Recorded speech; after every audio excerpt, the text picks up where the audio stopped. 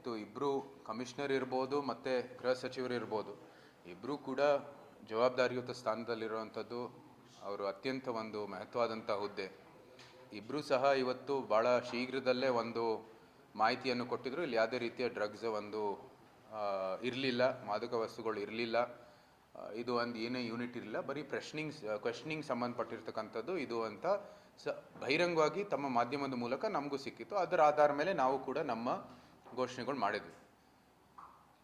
ಆದರೆ ಇವತ್ತು ಈ ರಿಪೋರ್ಟಲ್ಲಿ ಭಾಳ ಸ್ಪಷ್ಟವಾಗಿದೆ, ಇಡೀ ಒಂದು ಡ್ರಗ್ ಸಿಂಡಿಕೇಟನ್ನು ಕೂಡ ಇವತ್ತು ಅನ್ಕವರ್ ಮಾಡಿದ್ದಾರೆ. ಆ ಹೆಬ್ಬಾಳ್ ಇಂಡಸ್ಟ್ರಿಯಲ್ ಯೂನಿಟಲ್ಲಿ full fledged clandestine lab with sophisticated instruments for manufacture of drugs. ಅಂದರೆ ಸಂಪೂರ್ಣವಾಗಿ ಒಂದು ಡ್ರಗ್ಸನ್ನು ಉತ್ಪಾದನೆ ಮಾಡುವಂಥದ್ದು ಏನು ಕಾರ್ಖಾನೆ ಅಂಥ ವ್ಯವಸ್ಥೆ ಬೇಕಾಗಿದೆ ಇಲ್ಲಿ ಇತ್ತು ಅಂತ ಈ ಒಂದು ವರದಿ ಪ್ರಕಾರ ಇವತ್ತು ಬಹಿರಂಗ ಆಗಿದೆ. ಸೊ ಇವ್ರು ಏನು ಇಷ್ಟು ಶೀಘ್ರದಲ್ಲಿ ಇಂಥ ಒಂದು ಸ್ಪಷ್ಟೀಕರಣ ಕೊಟ್ಟರು ಅಂತ ಸಹಜವಾಗಿ ನಮ್ಮ ಪ್ರಶ್ನೆ.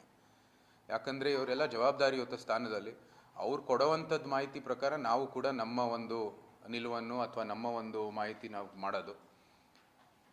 ಜೊತೆಗೆ ಇವತ್ತು ಡೆಲ್ಲಿ ಪೊಲೀಸು, ಅದಕ್ಕೆ ಮುಂಚೆ ಗುಜರಾತ್ ಪೊಲೀಸ್ ಬೆಂಗಳೂರಿನಲ್ಲಿ, ಮಹಾರಾಷ್ಟ್ರ ಪೊಲೀಸ್ ಇನ್ನೊಂದು ಡ್ರಗ್ಸ್ ಘಟಕ ಮೈಸೂರಿನಲ್ಲಿ ರಿಂಗ್ ರೋಡ್ ಮೇಲೆ ಇರ್ತಕ್ಕಂಥದ್ದು, ಎಲ್ಲರೂ ಪತ್ತೆ ಮಾಡ್ತಾ ಇರ್ತಕ್ಕಂಥದ್ದು. ಇಡೀ ಕರ್ನಾಟಕದಲ್ಲಿ ಕಾನೂನು ಮತ್ತು ಸುವ್ಯವಸ್ಥೆ ಏನು ಮಾಡ್ತಾ ಇದೆ ಅಂತ ಸಹಜವಾಗಿ ನಮ್ಮೆಲ್ಲರ ಪ್ರಶ್ನೆ. ಮುಖ್ಯಮಂತ್ರಿ ಅವರೇ ಸ್ವತಃ ಕೇಳಿದ್ರು ಪೊಲೀಸ್ನವ್ರನ್ನೇ, ನೀವೇನು ಮಾಡ್ತಾಯಿದ್ರಿ ಅಂತ.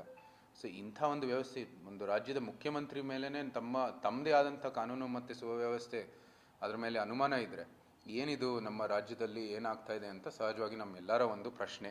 ಯಾಕಂದರೆ ಒಂದು ರಾಜ್ಯ ಯಶಸ್ವಿ ಆಗಬೇಕಂದ್ರೆ ಮೊದಲನೇದಾಗಿ ನಮ್ಮ ಕಾನೂನು ಮತ್ತು ಸುವ್ಯವಸ್ಥೆ ಗಟ್ಟಿಯಾಗಿರಬೇಕು.